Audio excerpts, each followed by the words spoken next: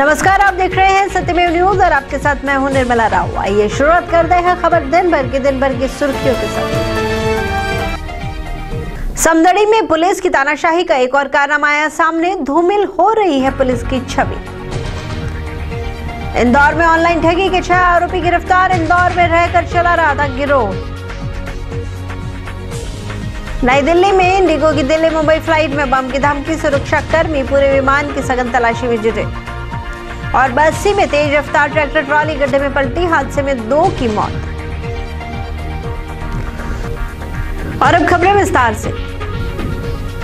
पाकिस्तान के ऑनलाइन ठगी गिरोह के निर्देशों पर भारतीय बैंक खातों पर बड़े पैमाने पर रकम इधर से उधर करने के आरोप में 6 युवकों को मध्य प्रदेश पुलिस एसटीएफ ने इंदौर में शुक्रवार को धर दबोचा।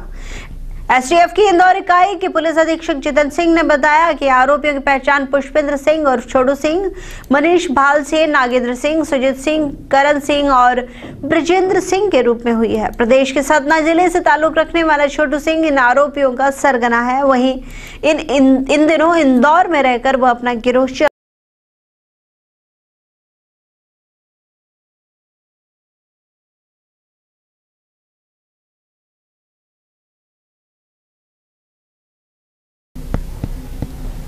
बिहार की राजधानी पटना सहित देश के कई हिस्सों में शनिवार सुबह से मौसम साफ था, धूप निकली, परंतु ठंडी हवाओं के कारण ठंड बढ़ती जा रही है। इस बीच राज्य के कई क्षेत्रों में तापमान में गिरावट दर्ज की गई।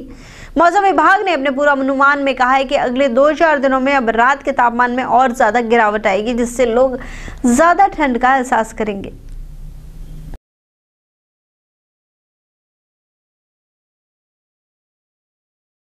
निजी एयरलाइंस कंपनी इंडिगो के मुंबई दिल्ली फ्लाइट में बम होने की खबर से हड़कंप मच गया। बम होने की खबर फोन के जरिए इंडिगो के सुरक्षा कर्मियों को दी गई। फिलहाल सुरक्षा कर्मी पूरे विमान की सघनता से तलाशी ले रहे हैं और एयरपोर्ट पर सुरक्षा के पुख्ता इंतजाम किए गए हैं।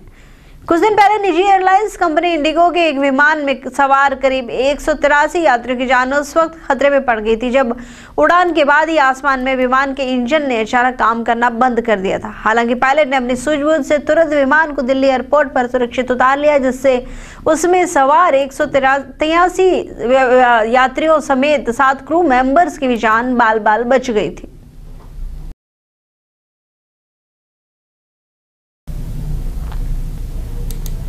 प्रधानमंत्री नरेंद्र मोदी ने शनिवार को देश के पहले उप प्रधानमंत्री सरदार वल्लभ भाई पटेल को उनकी 67वीं पुण्यतिथि पर श्रद्धांजलि अर्पित की। मोदी ने ट्वीट कर कहा, महान सरदार पटेल को मैं उनकी पुण्यतिथि पर नमन करता हूं और उन्हें स्मरण करता हूं। उनके विचार, समृद्ध कार्य और भारत की एकता के प्रति मजबूत प्रयासों और भारतीयों की पीढ़ी को प्रेरित करने के लिए मैं उन्हें नमन करता हूं। कांग्रेस पार्टी ने भी पटेल को इस मौके पर याद किया।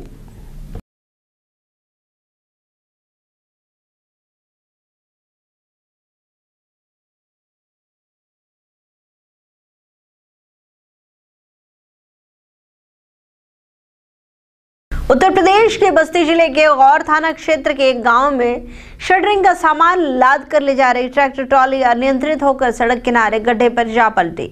इस हादसे में चालक धर्मेंद्र निवासी नरथरी थाना गौर, विजय कुमार उर्फ पप्पू निवासी चकचई थाना गौर और एक अन्य मजदूर गंभीर रूप से घायल हो गए। मौके पर पहुंची पुलिस ने घायलों को तत्काल सामुदायिक स्वास्थ्य केंद्र गौर पहुंचाया, जहां डॉक्टरों ने धर्मेंद्र और पप्पू को मृत घोषित कर दिया। पुलिस ने शव को कब्जे में लेकर पोस्टमार्टम के लिए भिजवा दिया है।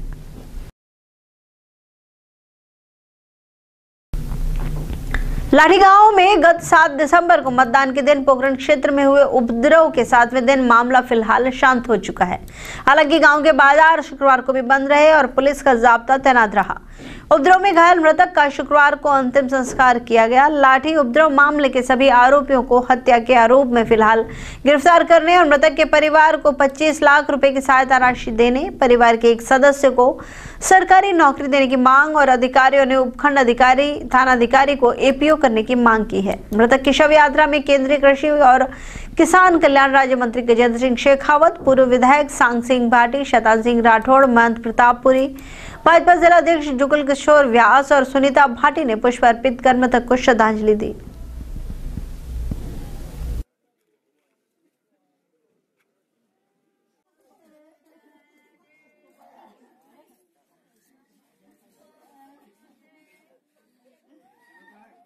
देसूरी पंचायत समिति के सभागृह में मुख्य कार्यकारी अधिकारी हरिराम मीणा ने बैठक ली।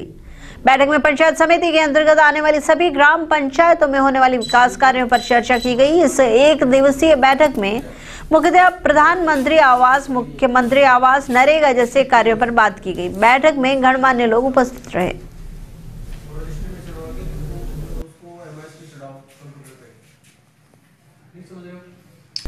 तारानगर क्षेत्र में इन दिनों अति आवश्यक सेवाओं में शामिल एम्बुलेंस का दुरुपयोग बढ़ता जा रहा है। तस्कर एम्बुलेंस का प्रयोग अवैध कार्यों में धड़ल्ले से करते नजर आ रहे हैं। इन दिनों में एम्बुलेंस से अवैध नशीले पदार्थ ले जाने का एक मामला सामने आया है। आज सुबह एसपी राम मूर्ति जोशी की गठित टीम ने नेशनल हाईवे पर हड़ियाल गांव के पास एक एम्बुलेंस को रोक कर तलाशी ली तो उसमें करीब 3 लाख रुपए की हरियाणा निर्मित 55 पेटी अंग्रेजी शराब बरामद की गई। तभी पुलिस ने घेराबंदी कर 2 व्यक्तियों को गिरफ्तार भी कर लिया है। देसूरी निकटवर्ती देवली पाबूजी गांव में मामा बुआ के 2 भाइयों के आपसी रंजिश के चलते संतोष कुमार पुत्र काना राम नायक उम्र 42 वर्ष के सर पे गंभीर चोट लगने से उसकी मृत्यु हो गई है। देवली पाबूजी के रहने वाले धन्ना राम ने संतोष पर हमला किया था। पुरानी रंजिश को लेकर शुक्रवार को दोपहर गांव में पाबूजी मंदिर के पास ही कहासुनी होने से डंडे से वार कर संतोष को चोटिल कर दिया गया। इस पर उसकी मौके पर मृत्यु हो गई। इस मौके पर सरपंच पेमाराम, प्रवीण माली, मुकेश प्रजापत, ग्रामीण आदि उपस्थित रहे।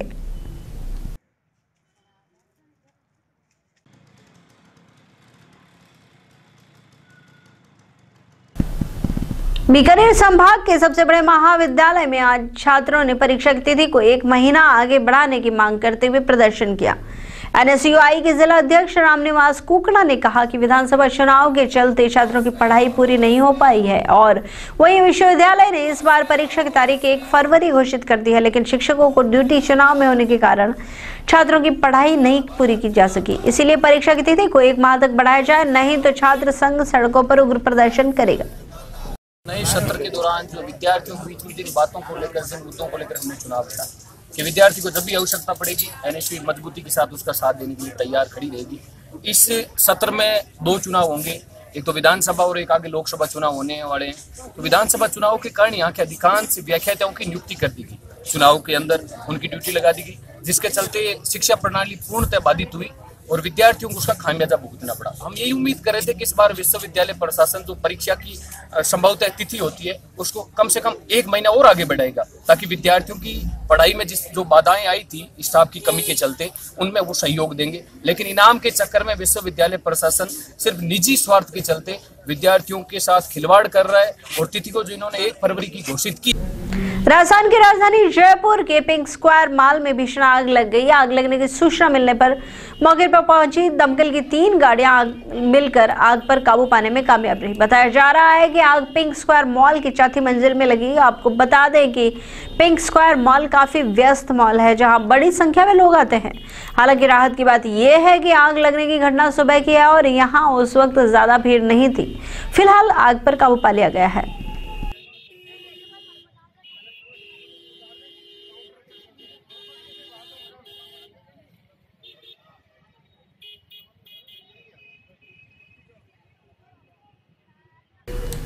जम्मू कश्मीर के पुलवामा में आतंकवादियों और सुरक्षा बलों के बीच मुठभेड़ में 3 आतंकवादी मारे गए और 1 जवान भी शहीद हो गया, जिसमें एक पूर्व फौजी भी शामिल है। इस मुठभेड़ के बाद इलाके में भीषण झड़प हुई है। इस झड़प में कम से कम 8 लोगों की मृत्यु हो गई और दर्जनों जख्मी हो गए। पूर्व फौजी जहूर ठोकर की काफी समय से पुलिस के सुरक्षा बलों को तलाश थी। ठोकर आर्मी में था और जुलाई 2017 में सर्विस राइफल के साथ भाग गया था और हिजबुल में शामिल हो गया था। साथ ही उसने कई आतंकवादी घटनाओं को भी अंजाम दिया था।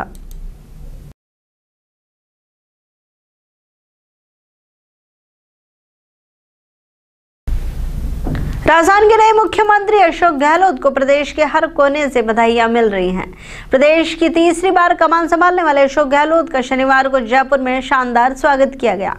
आमजन हो या खास, सभी मुख्यमंत्री अशोक गहलोत का जोरदार स्वागत कर रहे हैं। अपने पसंदीदा नेता की एक झलक पाने के लिए सैकड़ों लोगों का जन सैलाब उमड़ रहा है। अपने नए मुख्यमंत्री को कोई माला तो कोई साफा पहनाकर स्वागत कर रहा है। वहीं पार्टी कार्यकर्ता के साथ अशोक गहलोत के प्रशंसक भी इस मौके पर अपने मोबाइल में फोटो खींचते नजर आए। कोई उनकी फोटो ले रहा था तो कोई उनका वीडियो बनाता नजर आ रहा था। कुल मिलाकर नए मुख्यमंत्री को आम जनता काफी पसंद करती है।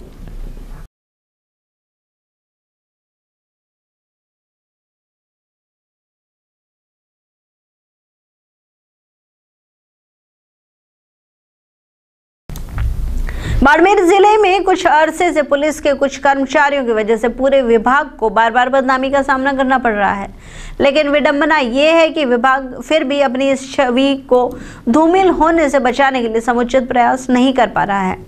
हाल ही में समदड़ी में तानाशाही का एक और कारनामा सामने आया है। समदड़ी थाना अधिकारी ने निर्वाचन प्रक्रिया के तहत एक राजकीय भवन जो पहले से ही किराए पे था उसे अधिग्रहित किया, जो नियमानुसार केवल मतदान दिवस तक था, परंतु समयावधि समाप्त होने के बाद भी भवन को खाली कर वापस लौटाया नहीं गया। भवन के दरवाजे पर पुलिस का रंग पोत कर पुलिस चौकी के बोर्ड रखकर मानो उसे पुलिस चौकी ही बना दिया गया है। भवन का किराएदार जो स्वयं राजकीय कार्य कर रहा है बार बार निवेदन कर रहा है कि भवन लौटाए, परंतु समदड़ी थाना अधिकारी की तानाशाही के आगे वो मजबूर है।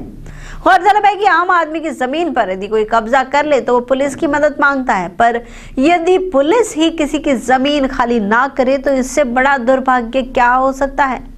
देखने वाली बात यह है कि अब उस पर आला अधिकारी कोई कार्रवाई करेंगे या पीड़ित को ही वापस दोबारा दबाया जाएगा।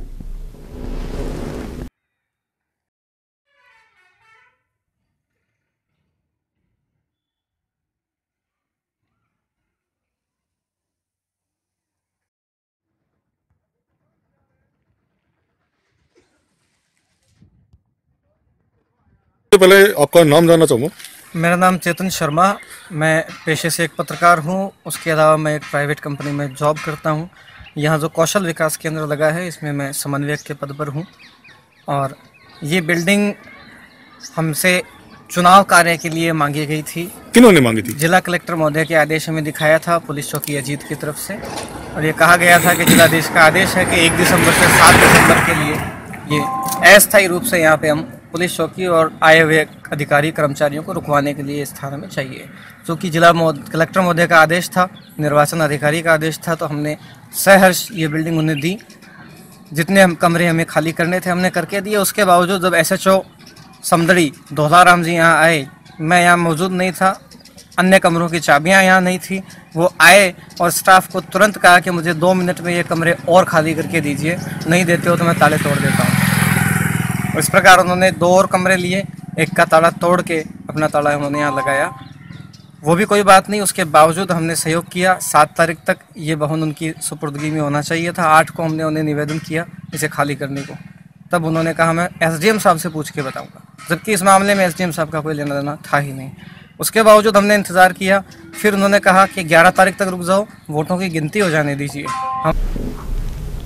भरतपुर में अग्नि पीड़ितों के लिए लुपिन संस्था द्वारा नरीपुरा गांव में जाकर 3 परिवारों को जरूरी सामान वितरित किया गया। संस्था के सुपरवाइजर ने बताया कि नरीपुरा गांव में कुछ समय पूर्व ही अग्नि से 3 परिवार तबाह हो गए थे और पीड़ितों को संस्था द्वारा बर्तन, बिस्तर, तिरपाल, रसद सामग्री और कपड़े देकर सहायता की गई है। आपको जानकारी के लिए बता दें कि लुपिन संस्था इस क्षेत्र में लंबे समय से इस प्रकार से सराहनीय कार्य करते आ रही है।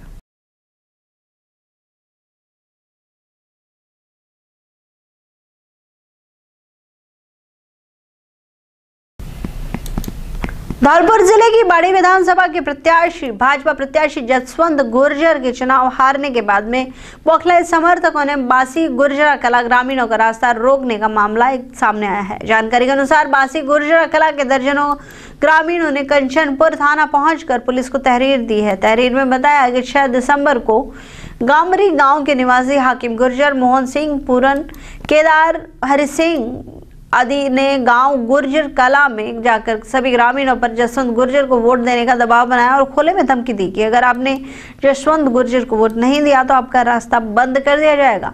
11 दिसंबर को जसवंत गुर्जर की हार के बाद उन लोगों ने तार बाउंड्री कर गुर्जरा कला से कंचनपुर जाने वाला रास्ता बंद कर दिया। जब 12 दिसंबर को सुबह बच्चे कंचनपुर स्कूल के लिए जा रहे थे तो रास्ता बंद था। बच्चे खेतों में होकर निकलने लगे तो उन लोगों ने बच्चों से भी गाली गलौज किया और उन्हें वापस गांव जाने को मजबूर किया। गुर्जरा कला के ग्रामीणों ने पुलिस प्रशासन से रास्ते को चालू करवाने की मांग की है। क्या हमारे गांव में आए के नहीं यूँ कही के जसवंत वोट दे दू, अच्छा। और हमारे गांव के ने कहू ने वोट ना दे तो को दिक्कत ना रही गल, हम खूब बढ़िया करते रहे हैं।